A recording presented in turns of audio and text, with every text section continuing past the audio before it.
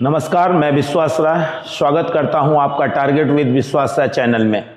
आज हम Indian polity के कुछ क्वेश्चनों को सॉल्व करेंगे और लगातार इस चैनल पर आपको क्वेश्चन पेपर मिलते रहेंगे और हम क्वेश्चनों का विश्लेषण भी करेंगे।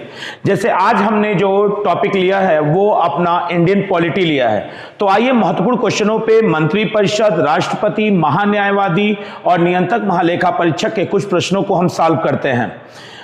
सबसे पहला प्रश्न यदि हम देखें अपने स्क्रीन पे तो हमें मिल रहा है कि यदि भारत के प्रधानमंत्री संसद के उच्च सदन के सदस्य हैं तो चार विकल्प हमारे पास है। वे अविश्वास प्रस्ताव की स्थिति में अपने पक्ष में वोट नहीं दे सकेंगे, वे निम्न सदन में बजट पर नहीं बोल सकेंगे, वे केवल उच्च सदन में ही वक्तव्य दे सकते हैं, उन्हें प्रधानमंत्री पद की शपथ ग्रहण करने के बाद 6 माह के अंदर निम्न सदन की सदस्यता लेनी होगी। तो याद रखिएगा कि जो प्रधानमंत्री होता है वो जो भारत का प्रधानमंत्री है या कोई अन्य मंत्री, उसे 6 माह का वक्त दिया जाता है कि वह किसी भी सदन का सदस्य हो सकता है। या तो वो लोकसभा का सदस्य बन जाए या तो वो राज्यसभा का सदस्य बन जाए, लेकिन जिस सदन का वो सदस्य बनेगा उसी में वो मतदान कर सकता है। यानी अगर हम इस क्वेश्चन को देखें तो वे निम्न सदन में बजट पर नहीं बोल सकेंगे, ये गलत है, क्योंकि प्रधानमंत्री बजट पर बोलेगा लोकसभा में भी और जरूरत पड़ी तो राज्यसभा में भी। वे केवल उच्च सदन में ही वक्तव्य दे सकते हैं, गलत है। वो भारत का प्रधानमंत्री है। अनुच्छेद 75 अनुच्छेद 75 के खंड 3 के तहत वह प्रधानमंत्री सहित उसकी पूरी मंत्रिपरिषद लोकसभा के प्रति उत्तरदायी होती है। उन्हें प्रधानमंत्री पद की शपथ ग्रहण करने के बाद 6 माह के अंदर निम्न सदन, यहां निम्न सदन के साथ उच्च सदन भी होना चाहिए था, यानी वो निम्न सदन और उच्च सदन किसी भी सदन की सदस्यता ले सकता है। यानी ये भी गलत हो गया। हमारा आंसर सही है, वे अविश्वास प्रस्ताव की स्थिति में अपने पक्ष में वोट नहीं दे सकते क्योंकि वे उस सदन के सदस्य नहीं हैं। अगले प्रश्न पे आते हैं अगला प्रश्न हमारा है कि राष्ट्रीय सुरक्षा समिति का प्रधान कौन होता है। तो याद रखिएगा कि राष्ट्रीय सुरक्षा समिति का जो प्रधान होता है वो प्रधानमंत्री होता है।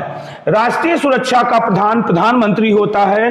तीनों सेनाओं का सेनापति राष्ट्रपति होता है। यह संवैधानिक कार्यपालिका का संवैधानिक प्रमुख है और यह संवैधानिक कार्यपालिका का वास्तविक प्रमुख है। अतः जो राष्ट्रीय सुरक्षा समिति की जिम्मेदारी दी गई है वह प्रधानमंत्री के हाथ में दी गई है। यानी राष्ट्रीय सुरक्षा समिति का जो प्रधान होता है वह प्रधानमंत्री होता है। यदि आप इस वीडियो को देखते समय अगर लाइक ना किए हों तो इस वीडियो को लाइक जरूर करें, साथ ही सब्सक्राइब और शेयर करना भी ना भूलें। भारतीय संविधान के निम्नलिखित प्रावधानों में से कौन सा प्रावधान मंत्रिपरिषद की, पूरा क्वेश्चन देख लेते हैं कि कौन सा प्रावधान भारतीय संविधान के निम्नलिखित में से कौन सा प्रावधान मंत्रिपरिषद की नियुक्ति तथा पदच्युत को विवेचित करता है।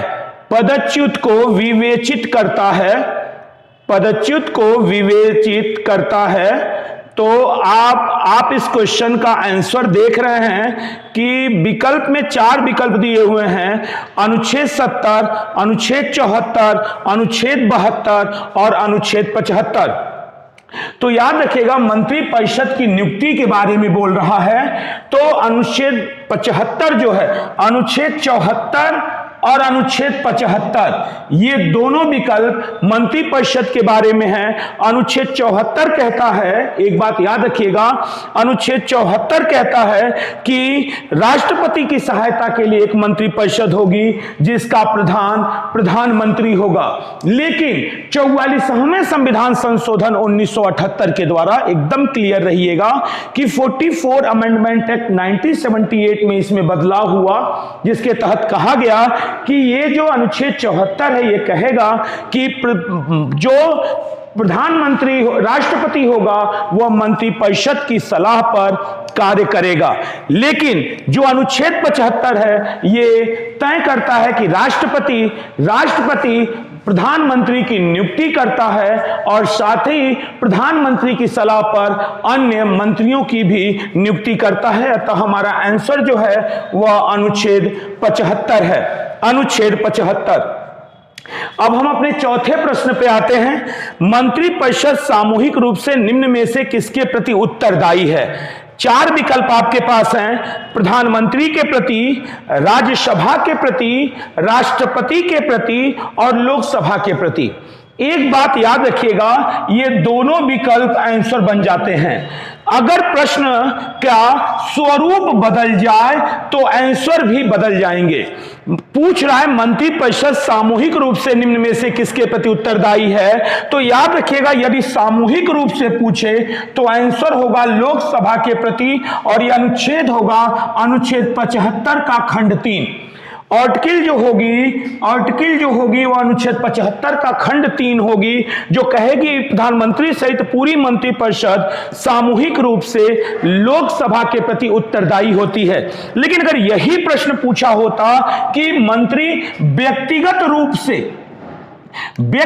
रूप से किसके प्रति उत्तरदायी होते हैं, व्यक्तिगत रूप अगर डालता प्रश्न में यदि व्यक्तिगत रूप डालता तो व्यक्तिगत रूप के प्रति राष्ट्रपति का आंसर आ जाता, सामूहिक डालेगा तो लोकसभा के प्रति और व्यक्तिगत डालेगा तो राष्ट्रपति के प्रति होता है। अतः इस प्रश्न में सामूहिक शब्द है, अतः हमारा डी विकल्प सही विकल्प है, हमारा डी विकल्प सही विकल्प है।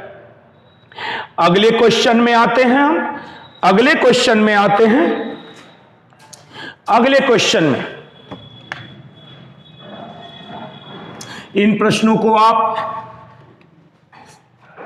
एक व्याख्या सही समझिए और लगातार इन पर आपको काम करना पड़ेगा। याद रखिएगा कि थियरी और अभ्यास इन दोनों में मूल अंतर होता है। एक थियरी है, एक अप्लाइड है। अगर आपको सफल होना है तो अपने सिद्धांतों के साथ साथ हमें लगभग 10,000 प्रश्नों की एक श्रृंखला बनानी ही पड़ेगी, तब हम इनके 4 विकल्पों से खेल पाएंगे। अगला क्वेश्चन है कि जो व्यक्ति संसद का सदस्य नहीं है केंद्रीय मंत्री रह सकता है। 100% है। इसका आंसर सब लोग जानते हैं कि 6 माह, क्योंकि 6 माह के अंदर उससे किसी ना किसी सदन का सदस्य बनना ही होगा। 6 माह के अंदर उसे, चाहे वो लोकसभा का बन जाए चाहे वो राज्यसभा का बन जाए, उसे सदस्यता ग्रहण करनी पड़ेगी। अगला प्रश्न, छठा प्रश्न आपके पास आ रहा है, ध्यान दीजिएगा। छठा प्रश्न कह रहा है कि भारतीय संविधान के संदर्भ में निम्नलिखित कथनों पर विचार कीजिए। निम्नलिखित कथनों पर विचार करिए। पहला है संघ मंत्रिपरिषद लोकसभा के प्रति सामूहिक रूप से उत्तरदायी होगी। ये आप जानते हैं, ये भारतीय संविधान का अनुच्छेद 75 का खंड 3 आपको आदेशित करता है। यानी कंफर्म हो गया कि अनुच्छेद 75 के खंड 3 के तहत संघ मंत्रिपरिषद लोकसभा के प्रति उत्तरदायी होगी तथा संघ के मंत्री प्रधानमंत्री के प्रसाद पर्यंत अपने पद धारण करेंगे। ये वाला विकल्प पचे पचाए नहीं हो रहा, क्योंकि जो प्रधानमंत्री होता है और जो मंत्री होता है और साथ ही प्रधानमंत्री, ये दोनों राष्ट्रपति के प्रसाद पर्यंत पद धारण करते हैं। राष्ट्रपति के प्रसाद पर्यंत। याद रखिएगा एक बात बच्चों कि 3 पद ऐसे हैं जो राष्ट्रपति के प्रसाद पर्यंत पद धारण करते हैं।